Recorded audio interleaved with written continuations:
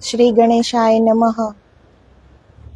હું એકતાનાથ ગુરુ યોગી તુલસીનાથજી બાપુ, શ્રી શનિદેવ મંદિર, ભવનાથ તલેટી, ગિરનાર, જુનાગઢ. શ્રાવણ મહિનાનો આજે બીજો દિવસ છે. શુક્લ યજુર્વેદીય રુદ્રાષ્ટાધ્યાયી.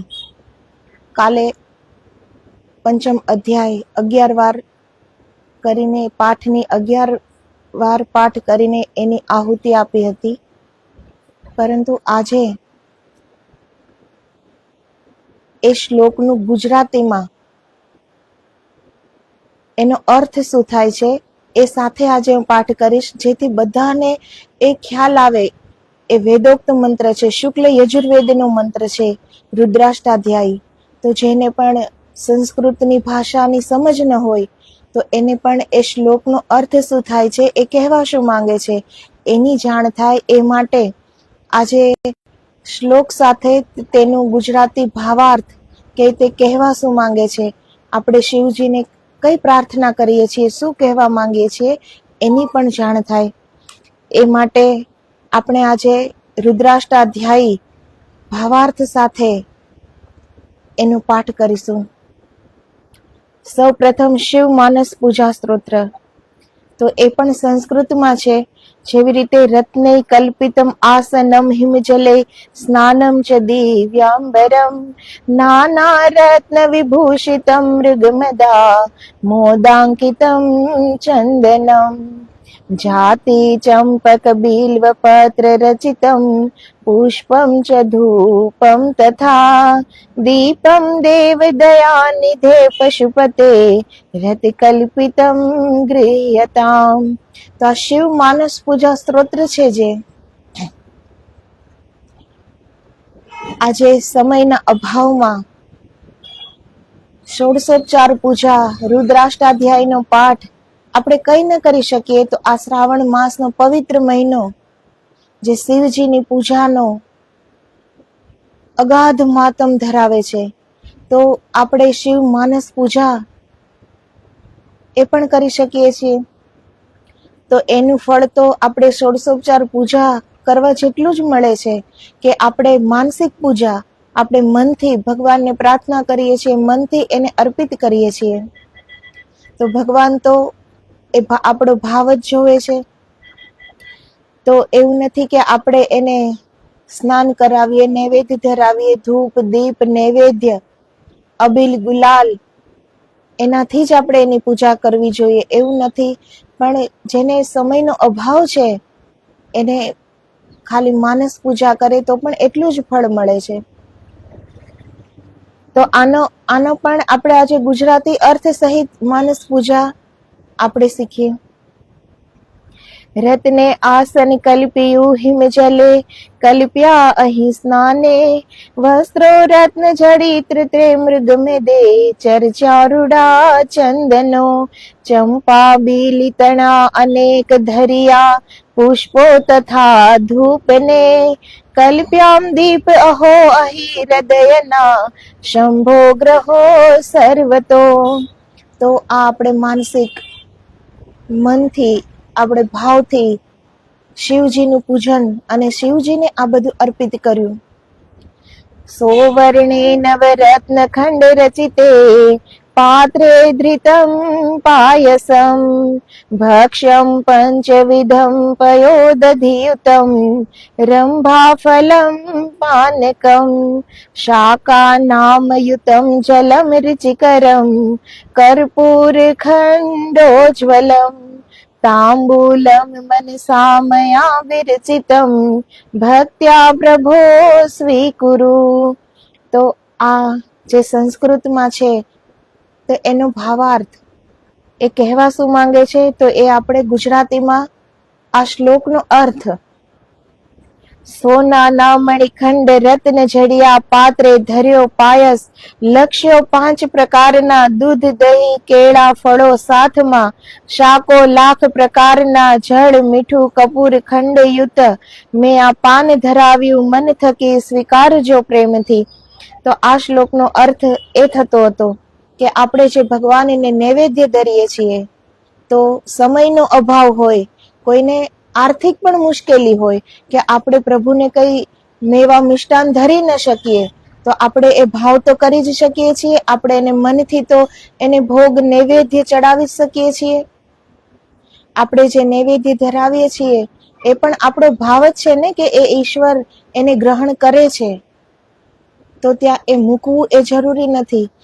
જેટલા પણ મેવા છે, મિષ્ટાન છે, જેટલા પણ વૃક્ષ પર ફળ ફ્રૂટો છે એ ઈશ્વરના જ છે. જરૂરી નથી કે વૃક્ષ ઉપરથી તોડીને આપણે ઈશ્વરના ચરણોમાં એને અર્પણ કરવું જોઈએ. એ જરૂરી નથી. એ જ્યાં પણ છે એ ઈશ્વરનું જ છે. પૂરી સૃષ્ટિ, આ કણ કણ, અણુ અણુમાં ઈશ્વર વ્યાપ્ત છે. આ પૂરી સૃષ્ટિમાં એ જ સમાહિત છે. તો આપણે એને અલગથી શું ધરીએ? પણ એ આપણો ભાવ છે કે આપણે આપણા ઈશ્વરને કંઈક આપી શકીએ, આપણે આપણા ઈશ્વરને કંઈક નૈવેદ્ય ધરાવી શકીએ.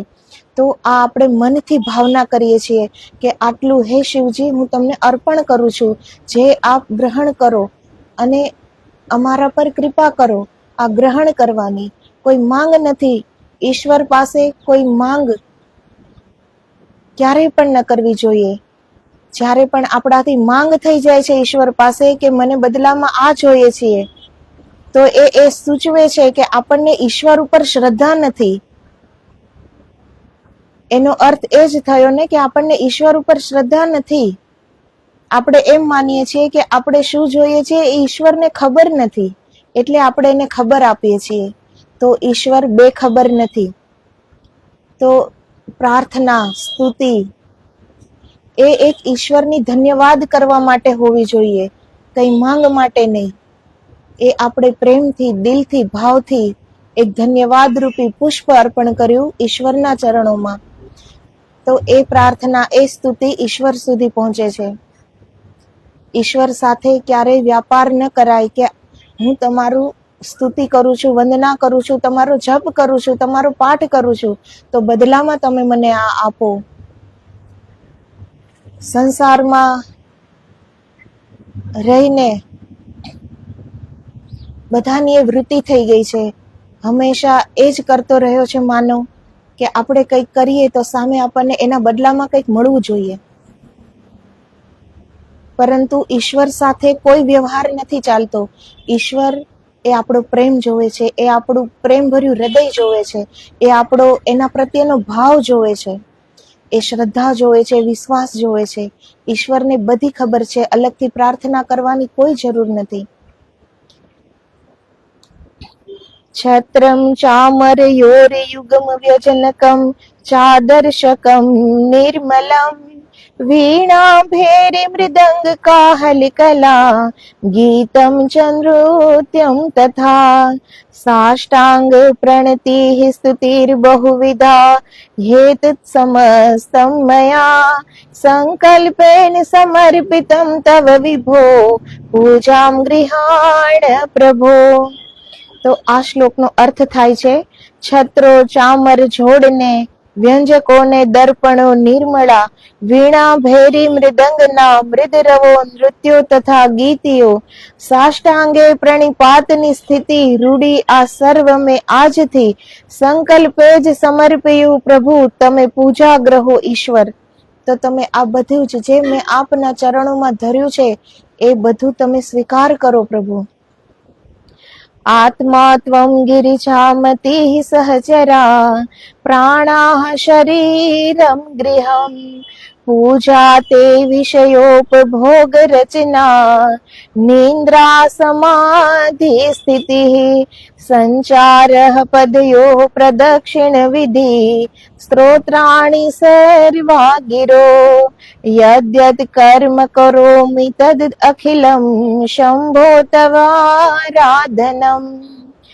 તો આ શ્લોકનો અર્થ છે, તું આત્મા મતિ છે શિવા, સહચરો પ્રાણો વપુ વેશ્મ છે, પૂજા તે ઉપભોગ છે વિષયના નિંદ્રા સમાધિ પ્રભુ, ચાલન આ પગનું પ્રદક્ષિણ વિધિ, વાણી બધે સ્ત્રોત્રો, જે કાર્ય કરું હું તે પ્રભુ ખરે તારું જ આરાધન. તો હું જે પણ કાર્ય કરું છું, જે આ પગથી હું ચાલું છું એ આપની પ્રદક્ષિણા કરું છું. જે પણ કાર્ય હું કરું છું એ આપની પૂજા કરું છું. જે કઈ વાણી બોલું છું એ આપના સ્ત્રોત્ર બોલું છું. તો હું એવી રીતે જ આપનું આરાધન કરું છું. તો ઈશ્વરની આરાધના પણ એવી રીતે જ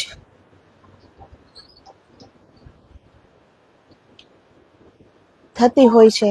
પણ આપણે બહિર્મુખી એટલા બધા થઈ ગયા છીએ કે બહારની જિંદગી જીવતા જીવતા જે આપણી જ અંદર બિરાજેલ પરમાત્માને આપણે ભૂલી જઈએ છીએ અને બહારની યાત્રામાં આપણે એટલા બધા ખોવાઈ જઈએ છીએ કે આપણે આ શરીરને અને આ સંસારને જ સર્વ સમજી લઈએ છીએ કે આ જ બધું છે, આ શરીર હું છું અને આ સંસાર જ છે બધું. પરંતુ આ એક બહિર્મુખી યાત્રા છે. ઈશ્વર આપણી અંદર છે. જો આપણું લક્ષ્ય ત્યાં રહે, આપણને હર પલ હર શ્વાસમાં યાદ રહે કે આપણી અંદર જ પરમાત્મા છે અને એની સાક્ષીએ હર કાર્ય કરીએ તો ક્યારેય ભૂલથી પણ ભૂલ થતી નથી આપણાથી. જેવી રીતે આપણે કઈ સમૂહમાં બેઠા છીએ તો ભૂલ કરીશું, કેમ કે આપણને ખ્યાલ રહે છે કે કંઈક ભૂલ થશે તો બધાને ખબર પડશે. તો આપણે બીજાનું તો આપણે આંખોથી જોઈએ છીએ એટલે આપણે એમ માની લઈએ છીએ. ઈશ્વરને આપણે આ આંખોથી જોઈ નથી શકતા એટલે આપણે ધીરે ધીરે એને ભૂલતા જઈએ છીએ. આ સૃષ્ટિ આંખ સામે છે, સૃષ્ટિના હર લોક આપણે આંખ સામે છે એટલે આપણે એનું વધારે મહત્વ આપીએ છીએ. પરંતુ આ એક જિંદગીનો પડાવ છે.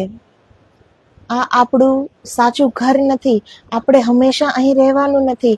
આપણે જ્યાંથી આવ્યા છીએ ત્યાં આપણે પાછું જવાનું છે. એ માટે હર પલ આપણે યાદ રાખવું જોઈએ કે આ માત્ર એક પડાવ છે. જેમ આપણે કંઈ યાત્રા પર જતા હોઈએ કે આપણે કંઈ બહાર જતા હોઈએ અને આપણે જ્યારે થાકી જઈએ અને થોડો વિસામો કરીએ, થોડું આપણે કંઈ ક્યાંક બેસી જઈએ તો એ આપણું ઘર નથી બની જતું, એ માત્ર આપણો પડાવ છે. તો એવી જ રીતે આ સંસાર છે એ આપણું ઘર નથી, પણ આપણે આપણું ઘર ગોતવાનું છે. આપણે આપણું ઘર, આપણે જ્યાંથી આવ્યા છીએ ત્યાં પાછું જવાનું છે. એ માટે આપણે ઈશ્વરમય કેવી રીતે બની શકીએ? તો એની શરૂઆત તો કરવી પડશે ને. તો કોઈ પણ કાર્ય કરતા કરતા મન ઉપર તો કોઈના તાળા નથી. કોઈ પણ કાર્ય કરીએ છીએ તો હાથ કાર્ય કરે છે, ચાલવું છે તો પગ ચાલે છે ને. તો આપણે શરીર નથી એ વાત આપણે જો યાદ રાખીએ, આપણે એ સ્થિતિમાં આવીએ કે આપણે આ શરીર નથી, તો જે અંદર બેઠેલો જે પરમાત્મા છે એના પર આપણો લક્ષ્ય નિરંતર રહેશે. કેમ કે હર કાર્ય તો આ શરીર કરે છે અને આપણે આ શરીર નથી. તો આપણે જે છીએ એમાં તન્મય રહીએ, એમાં લીન રહીએ.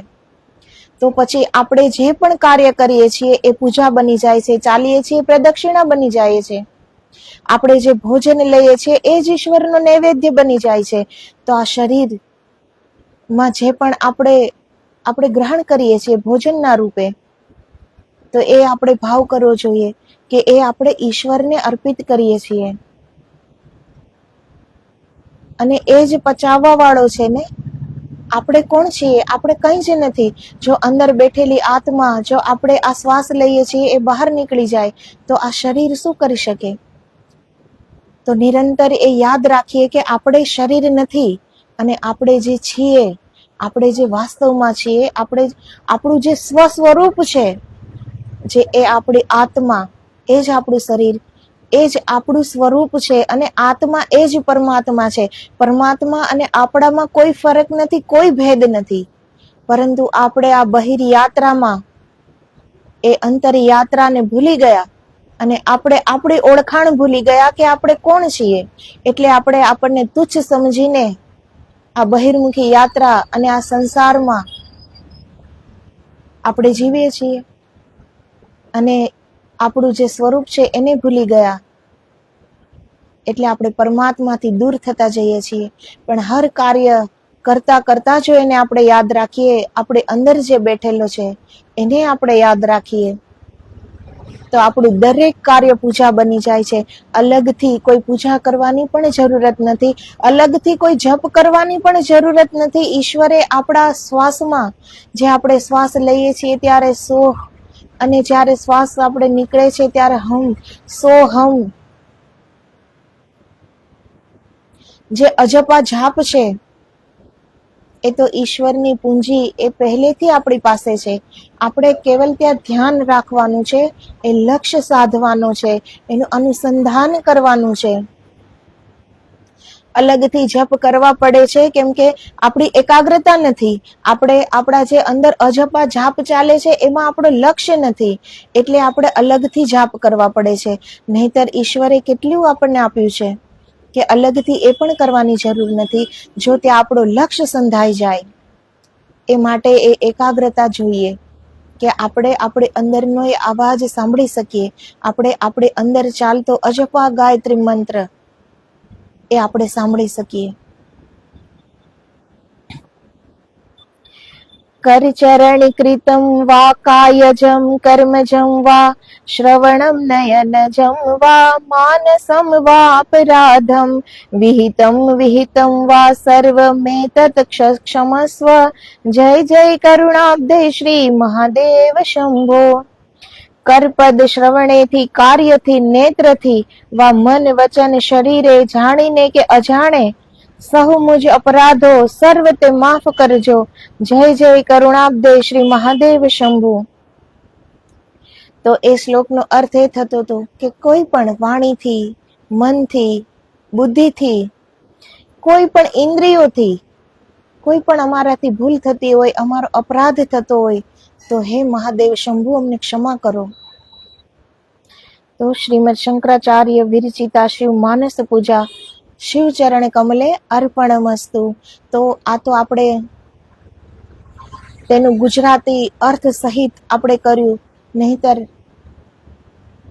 લોકોની એ ફરિયાદ હોય છે કે સમય નથી, તો 5 મિનિટ લાગે છે ખાલી શિવ માનસ પૂજાનો આ સ્તોત્ર જેને કરવો છે. અને માનસ પૂજા એ વધારે ફળદાયી છે બીજી પૂજા કરતા પણ, કેમ કે એમાં આપણું લક્ષ્ય લાગે છે. બીજું કંઈ આપણે કાર્ય નથી કરતા હોતા, આપણે ભાવથી શિવજીની પૂજા કરીએ છીએ. જો બીજું સાથે સાથે આપણે કર્મ કરતા હોઈએ કે નૈવેદ્ય ચડાવીએ, ભગવાનને વસ્ત્ર અર્પિત કરીએ, ભગવાનને સ્નાન કરાવીએ, તો એ આપણે સાથે સાથે કોઈ કાર્ય કરતા હોઈએ છીએ તો થોડો લક્ષ્ય આપણો હટી જાય છે. પરંતુ માનસ પૂજા એવી છે કે આપણે મનથી, આત્માથી અનુસંધાન થઈ જાય છે, તો એ વધારે ફળદાયી છે. તો આ શ્રાવણનો પવિત્ર મહિનો ચાલે છે, કંઈ ન કરી શકીએ તો 5 મિનિટ શિવજીને આપી શકીએ આ માનસ પૂજા કરીને. તો આ 1 મહિનો કરવું તો હર પલ હર શ્વાસમાં જોઈએ, પણ ન થાય તો આ પવિત્ર શ્રાવણ માસમાં ખાલી આપણે માનસ પૂજા કરીએ, એટલું શિવજીનું આરાધન કરી શકીએ તો પણ બહુ છે.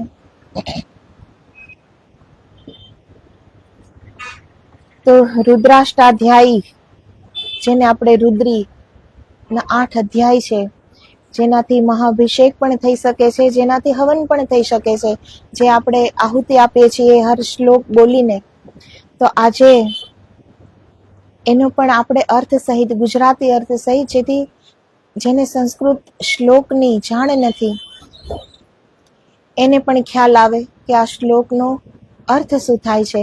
તો આપણે આજ અર્થ સહિત રુદ્રાષ્ટાધ્યાયનો પાઠ શરૂ કરીએ.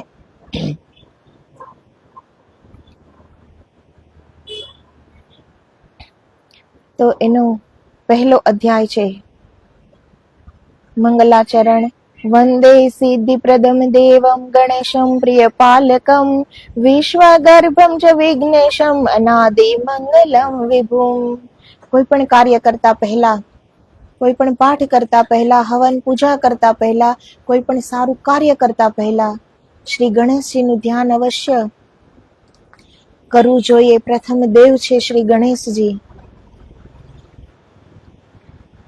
તો ગણાનામ ત્વામ ગણપતિમ હવામહે પ્રિયાણામ ત્વામ પ્રિયપતિમ હવામહે નિધિનામ ત્વામ નિધિપતિમ હવામહે વસો મમ આહમ અજાને ગર્ભદમ ત્વમ અજ અસી ગર્ભદમ. તો આ શુક્લ યજુર્વેદીય શ્લોક છે, સંસ્કૃતમાં છે. તો આ વેદોક્ત શ્લોકનો અર્થ શું થાય છે? તો એનો અર્થ થાય છે, શ્રેષ્ઠોના પતિ, પ્રિયોના પ્રિય પતિ અને નિધિઓના પતિ એવા હે મારા ધનરૂપી ગણેશ દેવ, તમારું અમે આવાહન કરીએ છીએ. ગર્ભજ એવા અમને તમે ઉત્પન્ન કરેલા છે. હે જન્મ રહિત ગણપતિ, તમે ગર્ભથી ઉત્પન્ન થયેલા નથી, અજન્મ અનાદિ છો. તો આ પહેલો અધ્યાય શ્રી ગણેશજીનો છે. તો આ એ શ્લોકનો અર્થ હતો. ગાયત્રી ત્રિષ્ટુપ જગતી અનુષ્ટુપ પંક્ત્યા સહ બૃહતિ ઉષ્ણિહ કુકુબ શુચિભિઃ શમ્યંતુ ત્વા. એનો અર્થ છે, હે અશ્વ, ગાયત્રી ત્રિષ્ટુપ જગતી અનુષ્ટુપ પંક્તિ બૃહતિ ઉષ્ણિહ અને કકુબ સૂચિઓ વડે તમારા સંસ્કાર કરો.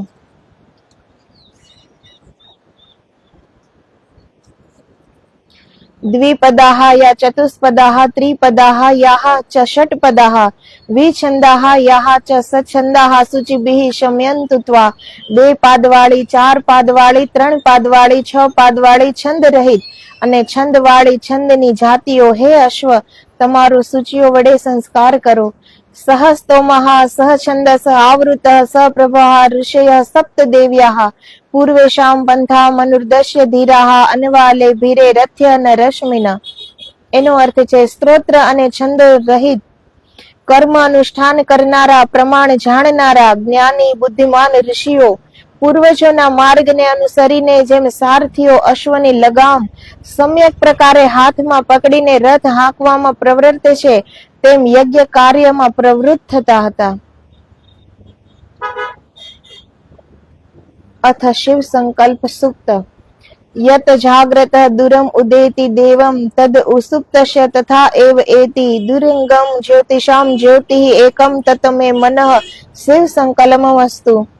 જે મન આત્મગ્રાહક હોવાથી ચક્ષુરાદિક ઇન્દ્રિયોની અપેક્ષા વડે જેમ જાગ્રત અવસ્થામાં દૂર જાય છે અને સુષુપ્તિ અવસ્થામાં સમીપ રહે છે, તથા જે દૂરગમન કરનારું મન સ્ત્રોત્રાદિક ઇન્દ્રિયોનું પોતે એક જ પ્રકાશક છે, તે મારું મન કલ્યાણવાળા સંકલ્પો વાળું બને. તો આપણું જે આ મન છે એને જ એના પર આપણે લગામ કરવાનું છે. આપણે અત્યારે એક ગુલામની જેમ જીવીએ છીએ. આપણે વિચારીએ તો એવું છે કે બધાનું આધિપત્ય મળી જાય આપણને, કે બધા જ મારું માને, પરંતુ આપણે જ એક ગુલામ છીએ આપણા જ મનના. તો આપણે બીજાના તો અધિપતિ આપણે કેવી રીતે બની શકીએ? તો મનથી, જ્યાં સુધી શરીરથી, મનથી અને બુદ્ધિથી પરે ન જઈએ ત્યાં સુધી આપણે આપણા સ્વસ્વરૂપનું દર્શન ક્યારેય નહીં કરી શકીએ. આપણે જે આદિ બની ગયા છીએ, કેટલા જન્મોથી, ન જાણે કેટલા સદીઓથી, કેટલા યુગોથી, કેટલા જન્મો આપણે લીધા છે, આપણને યાદ નથી.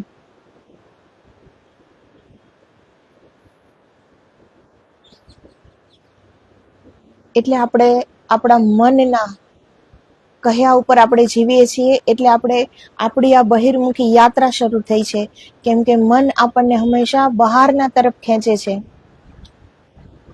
તો આ એક પ્રાર્થના છે કે આપણું મન આપણે કેવું કરવું જોઈએ. મન કહે તેમ આપણે ન કરવું જોઈએ, પણ આપણે જેમ કહીએ એવી રીતે મન ચાલવું જોઈએ.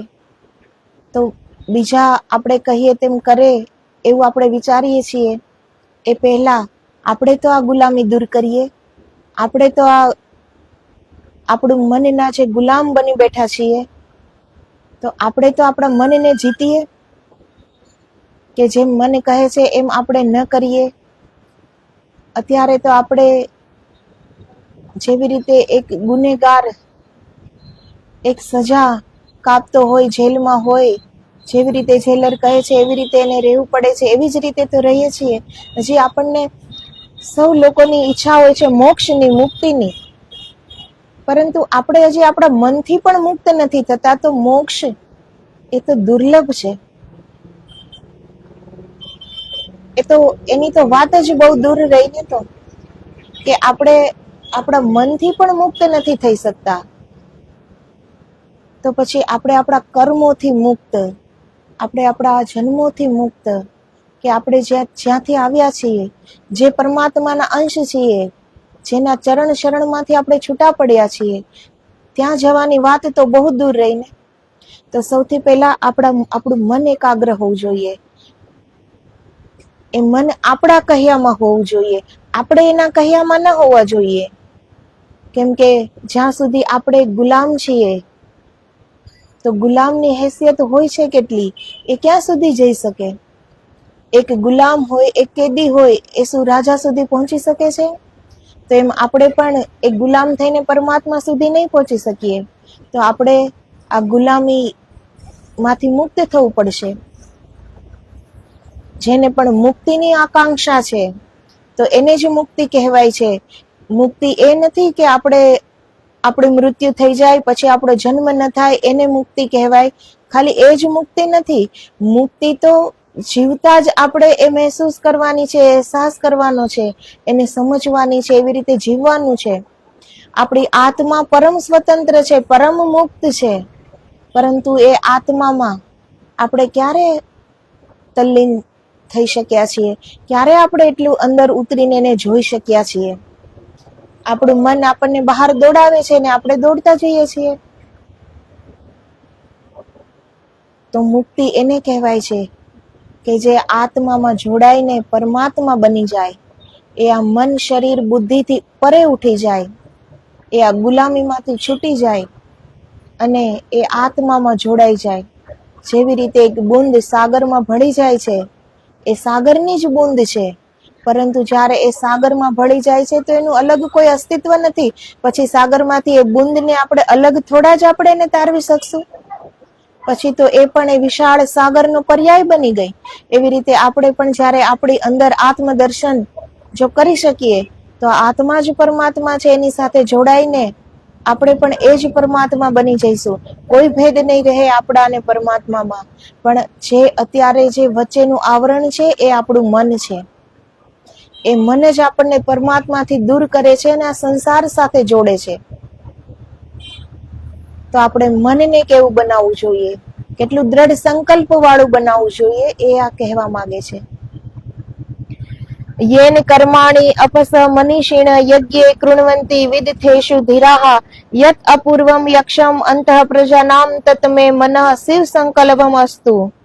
સ્વકર્મમાં નિષ્ઠાવાળા, યજ્ઞ વિષયક કાર્યમાં તીવ્ર બુદ્ધિવાળા અને મેઘાવી એવા ધીર પુરુષો જે મનથી યજ્ઞના કર્મો કરે છે, અને જે મન અપૂર્વ એટલે સર્વ ઇન્દ્રિયોની પહેલા સર્જાયેલું તથા આત્મરૂપ છે, જે મન યજ્ઞ કરવા માટે સમર્થ છે તથા પ્રાણી માત્રના શરીરમાં રહેલું છે, તેવું આ મારું મન સર્વદા કલ્યાણકારી સંકલ્પો વાળું બનો. તો આ એનો અર્થ થાય છે. યત પ્રજ્ઞાનમ ઉત ચેતઃ ધૃતિઃ ચ યત જ્યોતિઃ અંતઃ અમૃતમ વ્રજાસુ યસ્માત ન રૂચે કિંચન કર્મ ક્રિયતે તત મે મનઃ શિવ સંકલ્પમ અસ્તુ. જે મન પ્રજ્ઞાન વાળું, ધૈર્ય વાળું, લોકોના અંતરમાં રહી સર્વ ઇન્દ્રિયોને પ્રકાશનારું તથા અમર છે, અને જેના વિના કશું પણ કર્મ બનતું નથી, તે મારું મન કલ્યાણના સંકલ્પો વાળું બનો. જ્યાં સુધી મન આપણો સાથ નહીં આપે, ત્યાં સુધી આપણે ભીતરે નહીં ઉતરી શકીએ. ત્યાં સુધી આપણે આત્માના દર્શન નહીં કરી શકીએ. આપણે આપણા સ્વસ્વરૂપને ઓળખી નહીં શકીએ. સૌ કહે છે કે મન આપણું શત્રુ છે, પણ મનને મિત્ર બનાવો. મનની ગુલામી ન કરો, પરંતુ મનને એવા પ્રકારનું બનાવો કે જેવી રીતે મન આપણને બહાર લઈ જાય છે, તો આપણે એની સાથે બહાર જઈએ છીએ ને, એવી જ રીતે આદત એ હોવી જોઈએ કે મન સાથે આપણે અંદર જઈ શકીએ, આપણે ભીતર ઉતરી શકીએ. મનને કોઈ હાથ પગ નથી કે એ એકલું જતું રહે. આપણે એની સાથે વહી જઈએ છીએ, એટલે આપણે આ બહિર યાત્રા શરૂ કરીએ છીએ, એટલે આપણે આ સંસારની આ દોડ શરૂ કરી છે. પરંતુ એ જ મન એક દ્રઢ સંકલ્પ વાળું બની જાય કે નહીં, ભીતર ઉતરીને સ્વસ્વરૂપને ઓળખવું છે, આત્માના દર્શન કરવા છે. એટલે જ તો મનુષ્ય જન્મ મળ્યો છે. આ ઈશ્વરે આપેલો એક મોકો છે. તો ઈશ્વરને આપણે નારાજ ન કરીએ. ઈશ્વરે જે મોકો આપ્યો છે એનો આપણે લાભ ઉઠાવીએ. 4 પગવાળા જ્યારે યોનિમાં આપણે જઈએ છીએ, ત્યારે એ આપણે નથી કરી શકતા, એ બુદ્ધિ નથી આપણામાં. એ મનુષ્ય યોનિમાં રહીને જ આપણે કરી શકીએ છીએ. તો સૌથી પહેલા આપણે આપણા મન ઉપર કાબુ કરીએ. એ મનને આપણે અંતરયાત્રામાં જોડીએ. એ મન આપણે અંદર લઈ જઈએ. જેવી રીતે મન આપણને બહાર લઈ જાય છે, આપણે એની ગુલામી કરીએ છીએ. તો હવે આપણે મનને ગુલામી કરાવીએ અને મનને આપણે અંદર લઈ જઈએ. અને મન ત્યારે જ શાંત થશે જ્યારે તેને તેનું સાચું ઘર મળી જશે. આ સંસાર છે એ એક પડાવ છે. એમાં મન એટલે દોડે છે કેમ કે એનું સહી ઘર આપણે હજી બતાવ્યું નથી, એટલે એ દોડે છે.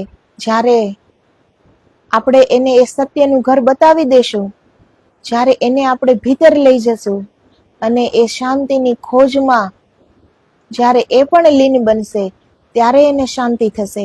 અને ત્યારે જ આપણને શાંતિ પ્રાપ્ત થાય છે, જ્યારે આપણે આપણને ઓળખી શકીએ. યેન ઇદમ ભૂતમ ભુવનમ ભવિષ્યત પરિગૃહિતમ અમૃતેન સર્વમ યેન યજ્ઞઃ સ્થાયતે સપ્ત હોતા તતમે મનઃ શિવ સંકલ્પમસ્તુ. જે અમૃત ધર્મવાળા મનથી ભૂતકાળ, વર્તમાન કાળ અને ભવિષ્ય કાળનું સર્વ પ્રકારે જ્ઞાન થાય છે અને જેના વડે સાવ હોતાવાળો યજ્ઞ વિસ્તાર પામે છે, તે મારું મન કલ્યાણના સંકલ્પો વાળું બનો. યસ્મિન રિચઃ સામ યજુંસી યસ્મિન પ્રતિષ્ઠિતઃ રથનાભો ઇવ આરા યસ્મિન ચિતમ સર્વમ ઓતમ પ્રજાનામ તતમે મનઃ શિવ સંકલ્પમસ્તુ. જેમ રથ ચક્રની નાભીમાં એટલે ધરીમાં આરાઓ બેસાડેલા હોય છે, તેમ જેમાં ઋગ્વેદ, સામવેદ અને યજુર્વેદ પ્રતિષ્ઠિત થયેલા છે, તથા જે મનનમાં સર્વ પ્રકારનું પ્રાણી માત્રનું જ્ઞાન વિજ્ઞાન પરોવાયેલું છે, તેવું મારું મન કલ્યાણના સંકલ્પો કરનારું બનો. તો જે 4 વેદ છે, આપણે કેટલા જન્મોથી આવ્યા છીએ, ક્યાં ક્યાં જન્મો લીધા છે, બધું જ આપણી ચેતનાને ખબર છે. એ આપણે ભૂલી ગયા છે, પણ આપણી અંદર રહેલી ચેતના જાગૃત છે. એને બધી જ જાણ છે કે આપણે ક્યારથી આ સૃષ્ટિ પર આવ્યા છીએ, શું કરીને આવ્યા છીએ, એ બધી જ એને જાણ છે. એ બેખબર નથી, પરંતુ આપણે આપણી અંતર ચેતનાનો અવાજ ક્યારે સાંભળી શકીએ છીએ? આપણે આ ચર્મના કાન વડે આ સંસારનો કોલાહલ તો સાંભળી શકીએ છીએ. આપણા મનની ઈચ્છાઓ, જે મન હર પલ અલગ અલગ ઈચ્છાઓ કરે છે ને, એ પણ આપણે સાંભળી શકીએ છીએ. અને એ જ સાંભળવામાં આનંદ આવે છે, મજા આવે છે. કેમ કે સાચા આનંદની, પરમ આનંદની જાણ નથી. એટલે આપણને આ તુચ્છ જે પલ બેપલ આનંદ મળે છે, એને જ આપણે પરમ આનંદ માની લઈને જીવીએ છીએ કે અમે સુખી છીએ, અમે ખુશ છીએ. કેમ કે પરમાનંદની ખબર જ નથી. તો આપણી અંદર જે આપણું ચૈતન્ય છે, એને બધી ખબર છે. એ તો કઈ બેખબર છે નહીં. તો આપણે ત્યાં સુધી એનો અવાજ આપણે સાંભળી શકીએ,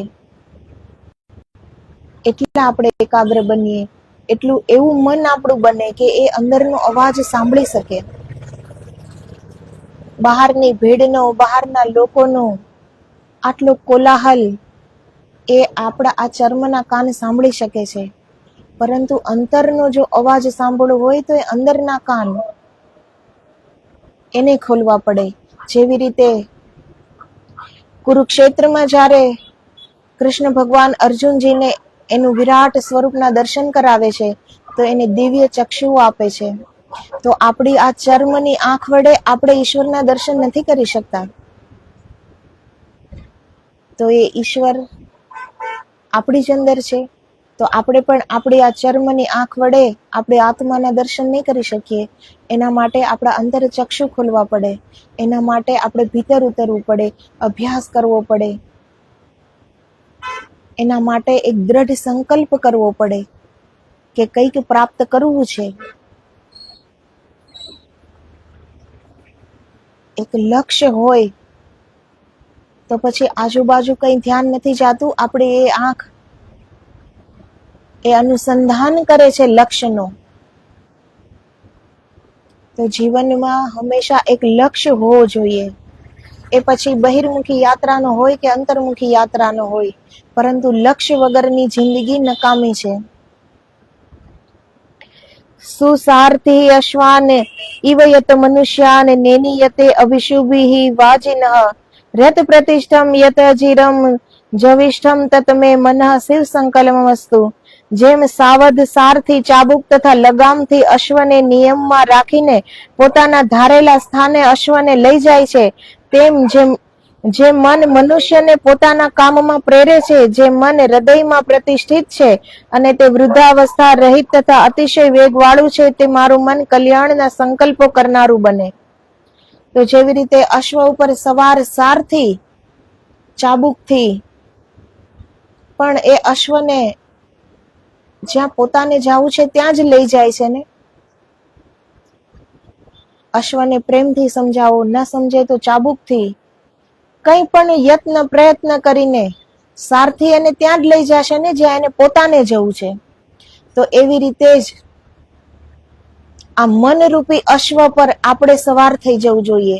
અને મન જ્યાં લઈ જાય ત્યાં આપણે નથી જવાનું, પણ એ મનરૂપી અશ્વને આપણું જે લક્ષ્ય છે, આપણે જ્યાં જવું છે ત્યાં લઈ જવું જોઈએ.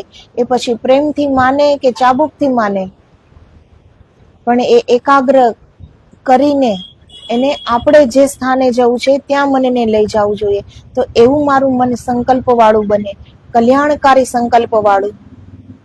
હજી આપણે આપણું જ કલ્યાણ નથી કરી રહ્યા, હજી આપણે આપણાથી જ અજાણ છીએ, તો આપણે બીજાનું કલ્યાણ કઈ રીતે કરી શકીએ? જે આપણે લોકો વિચારીએ છીએ ને કે અમે બીજાનું કલ્યાણ કરીએ, બીજાને કંઈક કહીએ, બીજા અમારી વાત સમજે, તો સૌથી પહેલા તો આપણે જ આપણી વાતોને જે આપણે સમજ્યા છીએ એ આપણે અમલમાં મૂકીએ. એવી રીતે આપણે જીવનમાં જીવીએ. સૌપ્રથમ આપણે આપણને ઓળખીએ. આપણે જ માર્ગ જાણતા નથી તો બીજાને કેવી રીતે આપણે દિશા સૂચન કરી શકીએ? તો સૌપ્રથમ આપણું મન કલ્યાણકારી બને. સૌપ્રથમ આપણે આપણું તો કલ્યાણ કરીએ. આપણે તો આપણને ઓળખીએ કે આપણે કોણ છે, ક્યાંથી આવ્યા છીએ, શું કામ આવ્યા છીએ, આત્મા શું છે, શ્વાસ શું છે, આ શરીર શું છે, મન શું છે, ચૈતન્ય શું છે, પરમાત્મા શું છે, પરમ આનંદ શું છે, એ દિવ્ય પ્રકાશ શું છે, બધું જ આપણી અંદર છે. છતાં આપણે અજાણ છીએ, કંઈ જ જાણતા નથી. તો આપણે બીજાનું કેવી રીતે કલ્યાણ કરી શકીએ? હજી આપણે જ આટલા અજાણ છીએ, આપણે હજી આપણાથી અજાણ છીએ, તો આપણે બીજાનું શું કરી શકીએ? તો સૌ પ્રથમ મનને કાબુમાં કરીને ભીતરની યાત્રા શરૂ કરીએ.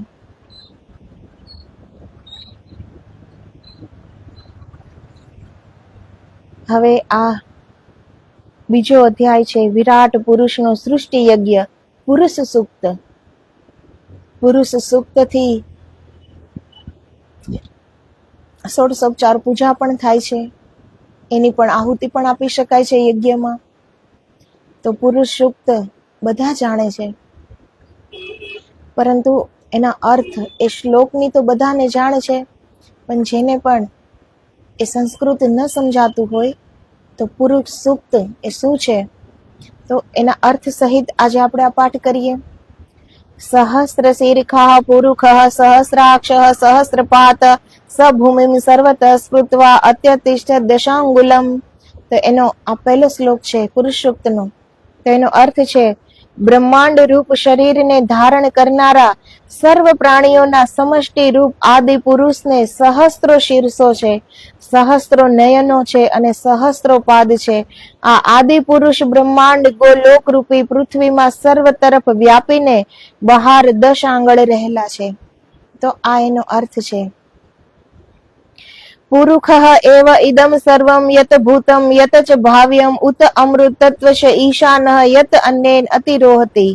વર્તમાન, ભૂત અને ભવિષ્ય વાળું આ અખિલ જગત અને તેમાં રહેલા સઘળા પ્રાણી શરીરો પણ આ આદિ પુરુષના અવયવો છે. એ અમૃતપણાના દેવત્વના સ્વામી છે, કેમ કે તેઓ પ્રાણીઓની ભોગ્ય વસ્તુથી કારણ અવસ્થાનો ત્યાગ કરીને જગદ અવસ્થાને પ્રાપ્ત કરે છે. તો આ છે પુરુષ છે નારાયણ. તો આ સમસ્ત સૃષ્ટિ એનો જ અવયવ છે. અખિલ જગતમાં અને તેમાં રહેલા સઘળા પ્રાણી શરીરો એ એના જ છે. પણ આપણે આપણી દિવ્યતાને પછાણતા નથી, ઓળખતા નથી. અહીં કોઈ સાધારણ નથી, કોઈ તુચ્છ નથી, કોઈ પાપી નથી.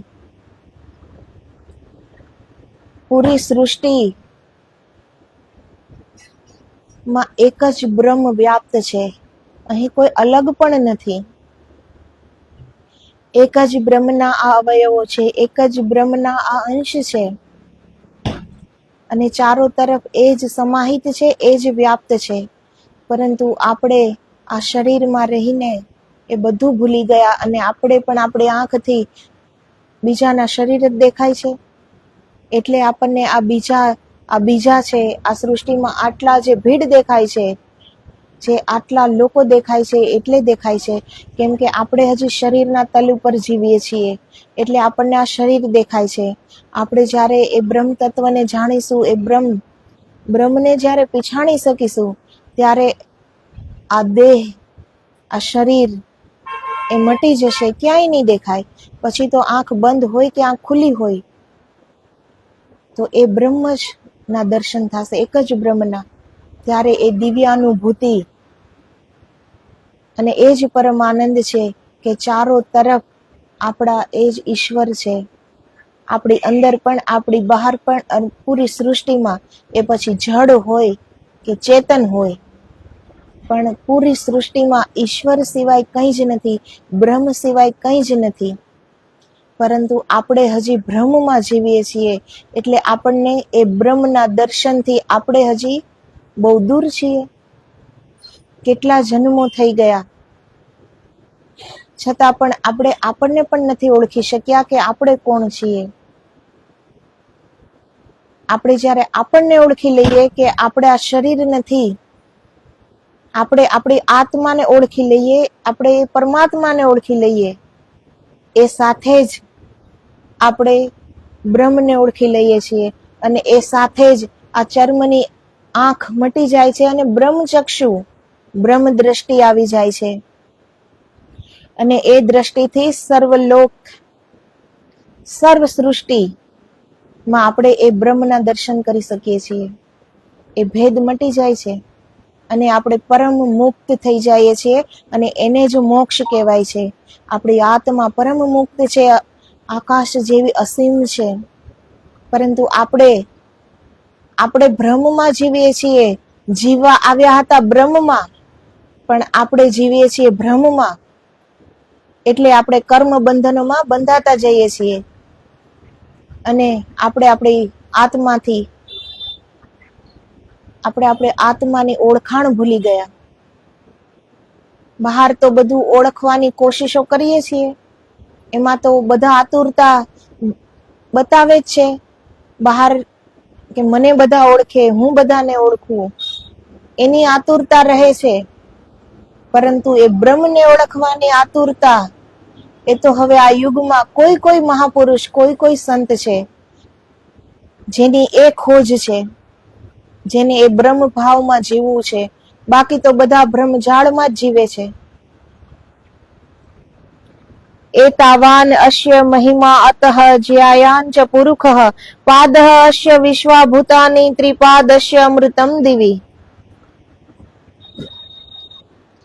એનો અર્થ છે વર્તમાન કાળ, ભૂતકાળ અને ભવિષ્ય કાળમાં જેટલું જગત રચાય છે તે સઘળા આ આદિ પુરુષનો મહિમા એટલે સામર્થ્ય છે. પણ આ આદિ પુરુષ તો એનાથી પણ ઘણા જ અધિક છે. આ વિશ્વના કાલત્રયની ભૂત પ્રાણી માત્રની સમગ્ર સૃષ્ટિ તો આ આદિ પુરુષનો ચોથો ભાગ છે. અને બાકીના 3 પાદો તો તેના અવિનાશી છે અને તે ભાગો સ્વયં પ્રકાશ સ્વરૂપે આકાશમાં રહેલા છે. તો જે આપણને આ સૃષ્ટિ દેખાય છે, આંખથી આપણે જે જોઈએ છીએ, એવી તો અનંત સૃષ્ટિઓ છે. પણ આપણે તો આપણી આ આંખથી જોઈ શકીએ એટલું જ આપણે માની શકીએ ને. જેવી રીતે કૂવામાં રહેલા દેડકાને એટલી જ ખબર છે ને કે જેટલું કૂવાના ઉપરથી એને દેખાય છે કે આટલું જ આકાશ છે. તો એ સત્ય તો નથી.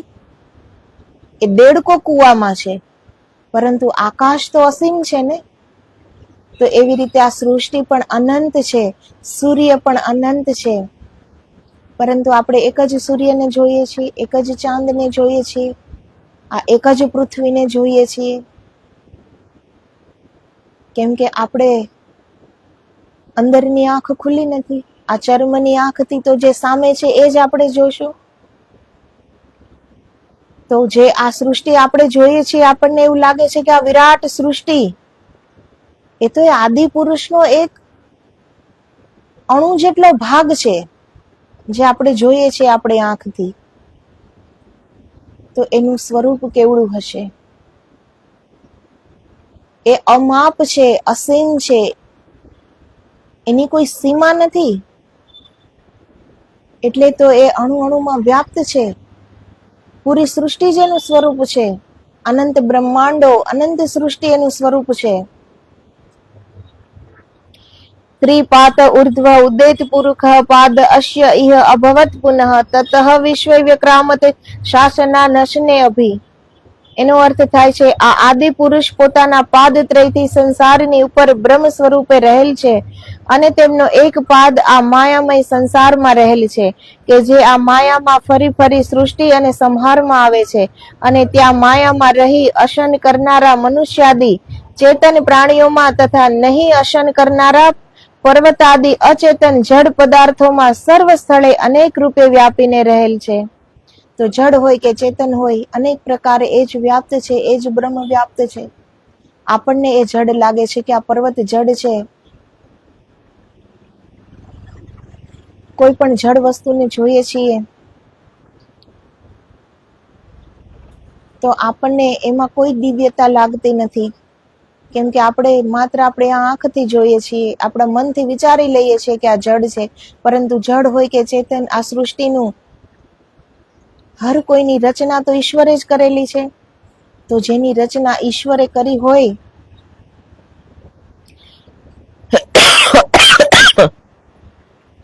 એમાં એનું દૈવત હોવાનું જ. તો અહીં કોઈ પણ ચીજ ઈશ્વર રહિત નથી. ચારે બાજુ અને સર્વમાં એ જ એક છે. તતઃ વિરાટ અજાયત વિરાજ અધિપુરુષ સહજાત અત્યરિચ્યત પશ્ચાત ભૂમિમ અથ પુરઃ. આ આદિ પુરુષથી દેહાભિમાની અત્યંત તેજસ્વી વિરાટ પુરુષ પેદા થયો. તેણે ઉત્પન્ન થઈને પછી પોતાથી જુદા જુદા દેવ, મનુષ્ય વગેરેમાં પ્રવેશ કર્યો, ને તે ભાવે કરીને ભૂમિમાં વ્યાપ્ત થયો. ત્યાર પછી સપ્ત ધાતુથી બનેલા શરીરોમાં તેણે જીવ રૂપે પ્રવેશ કર્યો. તો જેવી રીતે આદિ મહાપુરુષ નારાયણ કેવી રીતે સૃષ્ટિ રચી, કેવી રીતે આ શરીર રચ્યું સપ્ત ધાતુથી, આ પૂરી સૃષ્ટિ એના અવયવ છે. શરીરોમાં તેણે જીવરૂપે કેવી રીતે પ્રવેશ કર્યો, આ એની વાત કરે છે. તસ્માત યજ્ઞાત સર્વહૂત સમૃતમ પૃષદ આજ્યમ પશુનિતાન ચક્રે વાયવ્યાન આરણ્યા ગ્રામ્યાશ્ચયે. તે સર્વાત્મારૂપ પુરુષે આ માનસિક યજ્ઞમાંથી સઘળી ભોગ્ય વસ્તુઓ, દહીં, ઘી વગેરે પેદા કરીને વાયુ દેવતાવાળા અરણ્ય પશુઓ, મૃગાદી તથા ગ્રામ્ય એટલે ગામમાં વસનારા પશુઓ, ગાય, ભેંસ, ઘોડા વગેરેને ઉત્પન્ન કર્યા. તસ્માત યજ્ઞાત સર્વહૂતઃ રુચઃ સામાની જગ્નિરે છંદાસી જગ્નિરે તસ્માત યજુસ તસ્માત અજાયત. આ સર્વાત્મ સ્વરૂપ પુરુષના માનસિક યજ્ઞમાંથી ઋગ્વેદના તથા સામવેદના મંત્રો ઉત્પન્ન થયા, અને તેમાંથી ગાયત્રી આદિ છંદો તથા યજુર્વેદના મંત્રો પણ પેદા થયા. તસ્માત અશ્વાહ અજાયંત યે કેચ ઉભય અદતઃ ગાવહય જગ્નિરે તસ્માત જાતઃ અજાવયઃ અવયઃ. પૂર્વોક્ત માનસિક યજ્ઞમાંથી અશ્વો તથા ઉપર નીચે એમ ઉભય દાઢવાળા પ્રાણીઓ અને ગાય, બળદ, બકરા, ઘેટા વગેરે પેદા થયા. તો આ સૃષ્ટિમાં 4 પગવાળા, 2 પગવાળા એ કેવી રીતે ઉત્પન્ન થયા, એની આ શ્લોક એ અર્થ સમજાવે છે કે ગાય, બળદ, ઘેટા, બકરા એ કેવી રીતે પેદા થયા, આ ચારે વેદના મંત્રો કેવી રીતે ઉત્પન્ન થયા, એ આદિ વિરાટ પુરુષમાંથી જ ઉત્પન્ન થયા છે. આ સઘળું, આ સર્વ એમાંથી જ ઉત્પન્ન થયેલું છે. તમ યજ્ઞમ બહિર્ષિ પ્રોક્ષન પુરુષમ જાતમ અગ્રતઃ તેન દેવઃ અયજંત સાધ્યા ઋષયસ્યે. શરૂઆતમાં ઉત્પન્ન થયેલા તે પુરુષને યજ્ઞમાં પશુ ભાવે યુપ સાથે બાંધીને માનસિક યજ્ઞમાં તેનું પ્રોક્ષણ એટલે સેચન કર્યું. તે પશુ ભાવથી પ્રાપ્ત કરેલા પુરુષથી સાધ્ય દેવતાઓ અને મંત્રદ્રષ્ટા ઋષિઓ માનસ યજ્ઞ કરવા માંડ્યા. યત પુરુષમ વ્યદદુઃ કતિધાવ્ય કલ્પયન મુખમ કિમસ્ય આસિત કિમ બાહુ કિમ ઉરુપાદા ઉચ્યતે. જ્યારે પ્રજાપતિના પ્રાણરૂપ દેવોએ વિરાટને માનસિક સંકલ્પથી પ્રગટ કર્યા ત્યારે તે વિરાટ પુરુષની કેટલા પ્રકારની સંકલ્પના કરી. એ પુરુષનું મુખ કોણ, બાહુ કોણ અને જાંગ, પાદ વગેરે કોણ કોણ કહેવાય છે. જેવી રીતે 4 વર્ણ એ કેવી રીતે ઉત્પન્ન થયા, તો એ વિરાટ પુરુષનું મુખ કોણ છે, બાહુ કોણ છે, જાંગ કોણ છે, એના પગ કોણ છે. તો બ્રાહ્મણ અસ્ય મુખમ આશિત બાહુ રાજન્ય કૃત ઉરુતત અસ્ય યત વૈશ્ય પદભ્યામ શુદ્ર અજાયત. તો પ્રજાપતિનું અર્થાત વિરાટ પુરુષનું બ્રાહ્મણ મુખ હતું, અર્થાત તેના મુખમાંથી બ્રાહ્મણ થયા, બાહુમાંથી ક્ષત્રિય થયા, જાંગમાંથી વૈશ્ય થયા અને ચરણોમાંથી શુદ્ર ઉત્પન્ન થયા છે. તો આપણે કોઈને પણ નાના ન સમજવા જોઈએ. આ તો એક વર્ણ, 4 વર્ણો થયા, પરંતુ એ થયા તો એ વિરાટ પુરુષના દેહમાંથી જ થયેલા છે ને. તો એ વિરાટ પુરુષનું કયા અંગને આપણે નીચું કે હીન ગણીશું? જે આપણે ગણીએ કે આ શુદ્ર છે, તો એ વિરાટ પુરુષના પગમાંથી ઉત્પન્ન થયા છે. તો આપણે બધા એ ચરણની જ વંદના કરીએ છીએ ને. તો કોણ શુદ્ર છે? અહીં જે પણ જાતિ છે, જે પણ વર્ણ છે, એ આદિ વિરાટ પુરુષમાંથી જ ઉત્પન્ન થયેલા છે. તો આપણે એના કયા અવયવને આપણે હીન ગણીશું, તુચ્છ ગણીશું? તો આ 4 વર્ણ મહાન છે, કેમ કે વિરાટ પુરુષમાંથી જ ઉત્પન્ન થયેલા છે. એ ભેદ તો આપણે કરીએ છીએ, પણ એ તો એ વિરાટ પુરુષના અંગ છે, અવયવ છે. એમાંથી એક અંગ પણ ન હોય તો, મુખ ન હોય, પગ ન હોય, જાંગ ન હોય, તો એ અધૂરો જ છે ને એ પુરુષ. તો આ 4 વર્ણ છે, પરંતુ એ આ વિરાટ પુરુષના અવયવ છે અને એમાંથી જ ઉત્પન્ન થયેલા છે. તો અહીં કોઈ તુચ્છ નથી, કોઈ નાનું નથી, કોઈ હીન નથી. અહીં બધા દિવ્યાત્મા છે, બધા જ મહાન છે. એ ઈશ્વરમાંથી જ ઉત્પન્ન થયા છે. તો આપણને ક્યારેય સાધારણ ન ગણવા જોઈએ. વાત ત્યાં સુધી સીમિત નથી કે આપણને સાધારણ ન ગણવા જોઈએ, પણ આપણે કોઈને પણ સાધારણ ન ગણવા જોઈએ, કેમ કે એ બધા જ ઈશ્વરના અંશ છે. એ બધા જ એ જ વિરાટ પુરુષમાંથી ઉત્પન્ન થયેલા છે, જ્યાંથી આપણે થયા છીએ.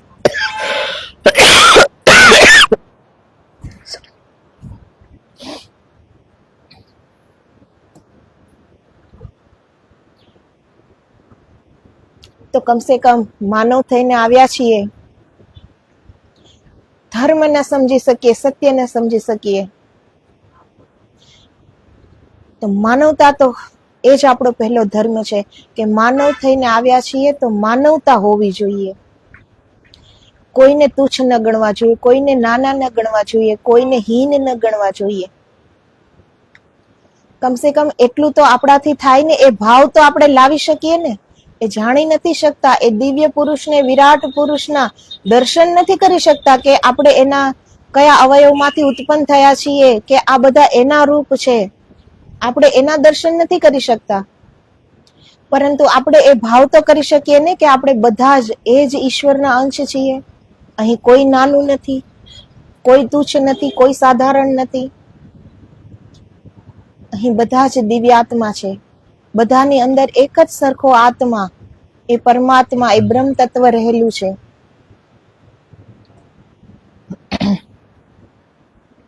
ચંદ્રમા મનસઃ જાતઃ ચક્ષો સૂર્યો જાયત સ્ત્રોત્રાદ વાયુ ચ પ્રાણ ચ મુખાદ અગ્નિ અજાયત. આ પ્રજાપતિના મનમાંથી ચંદ્રમા, ચક્ષુમાંથી સૂર્ય, કર્ણમાંથી જ વાયુ તથા પ્રાણ અને મુખમાંથી અગ્નિ એમ સર્વે ઉત્પન્ન થયા. તો એ વિરાટ આદિ પુરુષમાંથી જ આ 4 વર્ણો અને હર મનુષ્ય એ પછી 4 પગવાળા હોય કે 2 પગવાળા હોય એ વિરાટ આદિ પુરુષમાંથી જ ઉત્પન્ન થયા છે. તો એવી જ રીતે આપણા મનમાંથી જ એના મનમાંથી ચંદ્રમા, ચક્ષુમાંથી સૂર્ય, કર્ણમાંથી વાયુ તથા પ્રાણ અને મુખમાંથી અગ્નિ એમ સર્વે ઉત્પન્ન થયા છે. તો જે વિરાટ પુરુષમાંથી દેવતાઓ ઉત્પન્ન થયા છે એ જ વિરાટ પુરુષમાંથી મનુષ્ય પણ ઉત્પન્ન થયા છે. તો આપણે કોને સાધારણ કહીશું, કોને હીન કહીશું, કોને શુદ્ર કહીશું? આપણે એ વિરાટ પુરુષ એ ઈશ્વરના કયા અંગને નાનું કહીશું, કયા અંગને સાધારણ કહીશું? નાભ્યા આસિત અંતરિક્ષમ શિષ્ણો ધ્યો સંવર્તત પદભ્યામ ભૂમિ દિશ સ્ત્રોત્રાત તથા લોકાન અકલ્પયન. પ્રજાપતિની નાભીમાંથી અંતરિક્ષ, શીર્ષમાંથી આકાશ, પાદમાંથી ભૂમિ, શ્રોત્રમાંથી દિશાઓ અને તે પ્રમાણે અંતરિક્ષ, લોક વગેરે ઉત્પન્ન થયા. યત પુરુષેણ હવિષા દેવાહા યજ્ઞમ અતન્વત વસંત અશ્ય આસિત આજ્યમ ગ્રીષ્મ ઈષ્મ શરદવી. આ પ્રમાણે જ્યારે તે પુરુષ રૂપ હવિષથી દેવતાઓએ માનસિક યજ્ઞ કર્યો ત્યારે વસંત ઋતુએ ત્યાં ધૃત રૂપે, ગ્રીષ્મ ઋતુએ ઈંધણ રૂપે અને શરદ ઋતુએ હવિષ રૂપે કાર્ય કર્યું હતું. સપ્ત અશ્ય આસન પરિધય ત્રિસપ્ત સમિધ કૃતઃ દેવાહ યત યજ્ઞમ તન્વાનઃ અવદનન પુરુષમ પશુમ. એનો અર્થ થાય છે જ્યારે પ્રજાપતિના પ્રાણેન્દ્રિય રૂપ દેવતાઓએ માનસિક યજ્ઞ કર્યો અને વિરાટ રૂપી પુરુષને પશુની ભાવના કરી યુપ સાથે બાંધ્યો ત્યારે ગાયત્રી આદિ 7 છંદો પરિધિ થયા અને 3 ગણા 7 એટલે 21 ને સમિધ બનાવ્યા. યજ્ઞેન યજ્ઞમ અયજંત દેવાહ તાની ધર્માણી પ્રથમાની આસન તેહ નાકમ મહિમાના સચંત યત્ર પૂર્વે સાધ્યાહ સંતિ દેવાહ. તો આ પ્રમાણે દેવતાઓએ માનસ યજ્ઞથી પ્રજાપતિનું પૂજન કર્યું. તે પૂજનમાં પ્રસિદ્ધ જગદરૂપ વિકારના ધારણ કરનારા ધર્મો હતા જે વિરાટ પ્રાપ્તિ રૂપ સ્વર્ગમાં પ્રાચીન સાધ્ય દેવતાઓ વસે છે તેની ઉપાસના કરનાર મહાત્માઓને તેને પામે છે. તો આ પુરુષ સૂક્ત હતું જેના આ શ્લોકોનો અર્થ આપણે જાણ્યો કે એ પુરુષ સૂક્ત કહેવા શું માંગે છે, એનો અર્થ શું છે. તો એક જ ઈશ્વરમાંથી, એક જ બ્રહ્મ તત્વમાંથી આ સૃષ્ટિનું રચના થઈ છે, માનવોની રચના થઈ છે, હર જડ ચેતનની રચના થઈ છે, દેવતાઓની રચના થઈ છે.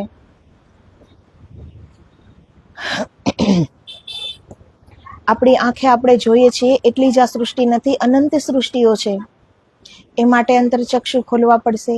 એ માટે આપણી જાગ્રત અવસ્થા જોઈએ. આપણે હજી એ માનીએ છીએ કે આપણે જાગી ગયા, તો એ તો આપણે રાત્રે સૂતા હતા અને સવારે જાગી ગયા. પરંતુ જાગૃત અવસ્થા એ એક સ્થિતિ છે કે જ્યાં આપણે જાગીને જોઈએ. સંતો કહે છે ને કે જાગીને જોવો તો આત્મની ઓળખાણ થાય. હજી તો આપણે સૂતા છીએ, જ્યાં સુધી આપણે આપણને ઓળખતા નથી, જ્યાં સુધી આપણે બહાર ભટકીએ છીએ, બહાર ઈશ્વરને ખોજીએ છીએ, જ્યાં સુધી આપણે માનવ માત્રમાં ભેદ કરીએ છીએ, જ્યાં સુધી આપણે આપણને મહાન અને બીજાને તુચ્છ માનીએ છીએ, ત્યાં સુધી તો આપણે આ શરીરના તલ પર જ જીવીએ છીએ. હજી મનના તલ પર પણ નથી ગયા. હજી આપણે આ ચામડું જ જોઈએ છીએ બધાનું. જ્યાં સુધી આપણે એ ભાવ નહીં રાખીએ ત્યાં સુધી આપણે આપણને પણ નહીં ઓળખી શકીએ. બીજાને તુચ્છ કહેવા વાળો ખુદ તો એનાથી પણ તુચ્છ છે, ત્યારે જ તો એને બીજો એને તુચ્છ લાગ્યો. એ તુચ્છ ભાવના એની અંદર છે.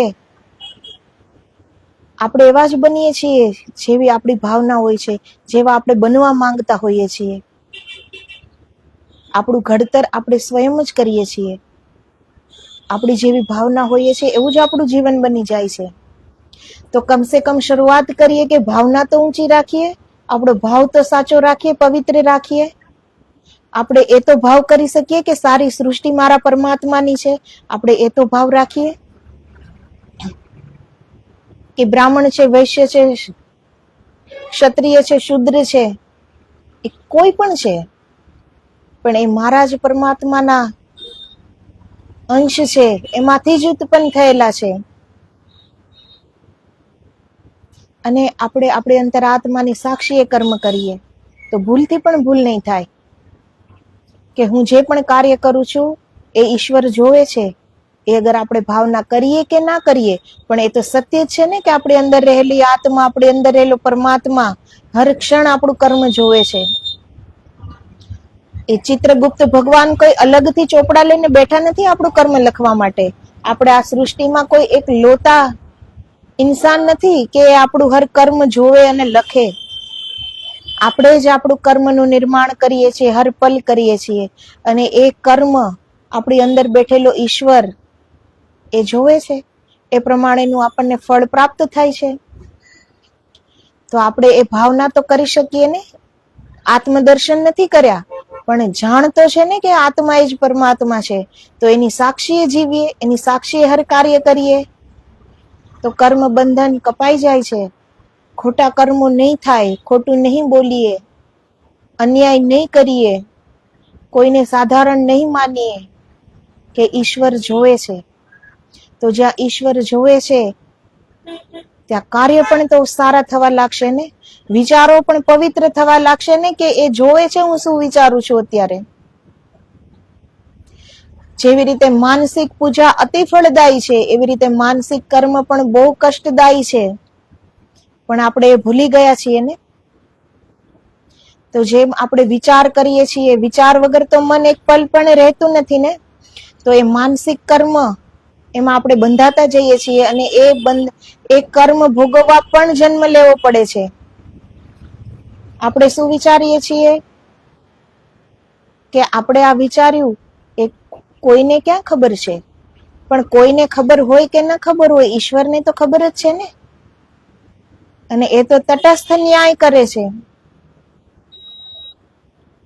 એને તો કોઈ મારું પરાયું છે નહીં. ત્યાં તો એક તટસ્થતા છે, તટસ્થ ન્યાય કરે છે.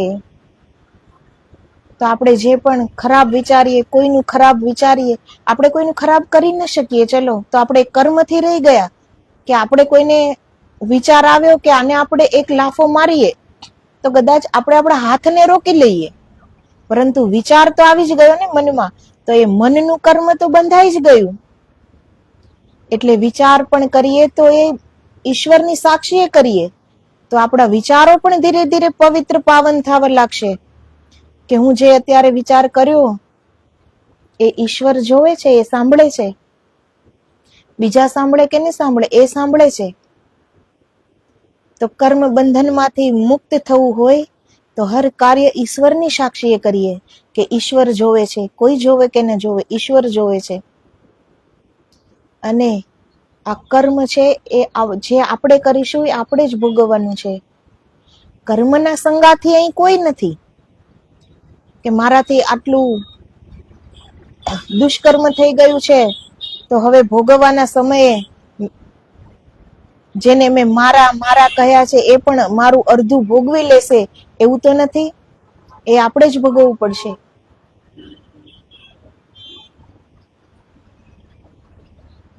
આજે આપણે આ 2 અધ્યાયના અર્થ સહિત રુદ્રાષ્ટાધ્યાયી, શુક્લ યજુર્વેદ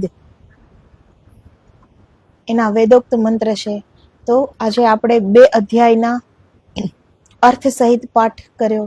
શ્રાવણ મહિનો છે તો અમારા આ શનિદેવ મંદિર ભવનાથ તલેટી ગિરનાર જુનાગઢ એમાં અમારો હર શ્રાવણ મહિનામાં નિયમ છે યજ્ઞ કરવાનો અને રુદ્રાષ્ટાધ્યાયનો પાઠ કરવાનો.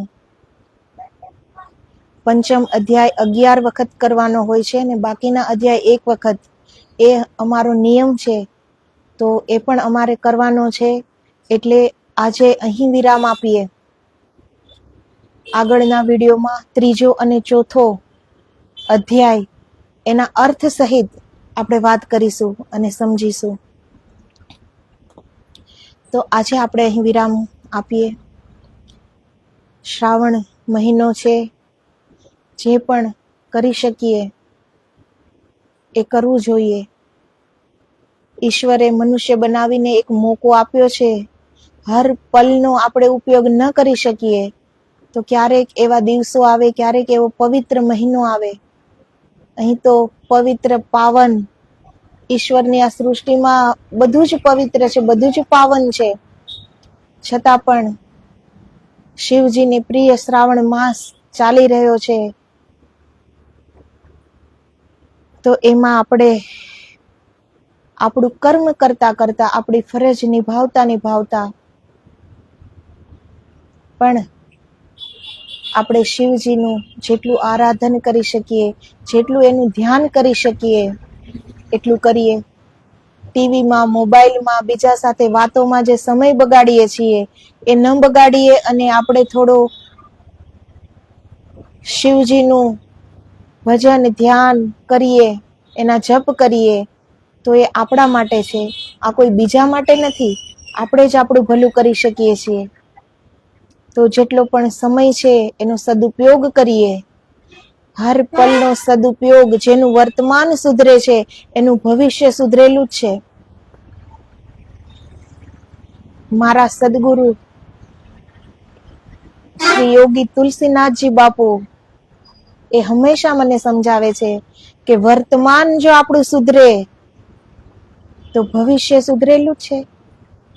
જે વર્તમાનમાં જીવી શકે એ જ જીવન છે. અને જે વર્તમાનની એ પલનો સદુપયોગ કરી લે, ઈશ્વરના નામે કરી દે, એ જ જીવન છે. તો મારા સદગુરુદેવ શ્રી તુલસીનાથજી બાપુ અત્યારે અમરનાથજીની યાત્રામાં ગયેલ છે.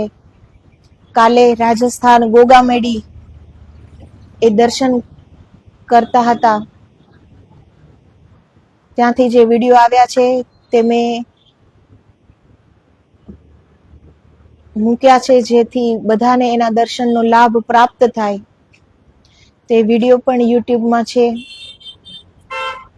જ્યારે પણ બાપુ હર સાલ આ 20મી વખતની યાત્રા છે બાપુની અમરનાથની, તો એ યાત્રા કરતા કરતા જે પણ શક્તિપીઠમાં બાપુ જાય છે ત્યાં યજ્ઞ કરે છે. એક પલનો પણ એ ધ્યાન રાખે છે, હર પલનો સદુપયોગ કરે છે. એનું જીવન ઈશ્વરમય છે. જ્યાં પણ યાત્રામાં જાય છે એ કઈ ત્યાંનો નજારો જોવા નથી જતા. સંતો તો દર્શન દેવા જતા હોય છે, દર્શન કરવા નથી જતા હોતા. ઘણા લોકો કહે છે ને કે યાત્રા કરવાની શું જરૂર છે, પરંતુ આપણે હજી બહુ ટૂંકા પડીએ. સંતને તો ઈશ્વર પણ ન ઓળખી શકે. સંતની એટલી ઊંચી પદવી છે કે સંત જેટલું ધારે ને એટલું જ એને ઈશ્વર ઓળખી શકે. અગર સંત ન ધારે કે મને કોઈ ન ઓળખી શકે તો એને પૂરું જગત તો શું, ઈશ્વર પણ નથી ઓળખી શકતા. એટલું સામર્થ્ય છે એક સંતમાં. તો આપણે એમાં આપણી બુદ્ધિ ન લગાવવી જોઈએ કે એક સંતને યાત્રા કરવા કેમ ગયા છે. એ યાત્રા કરવા નહીં, પણ એ દર્શન આપવા માટે ગયા હોય છે. એવા કેટલાય જીવ હોય છે જેને એની ઓળખ હોય છે,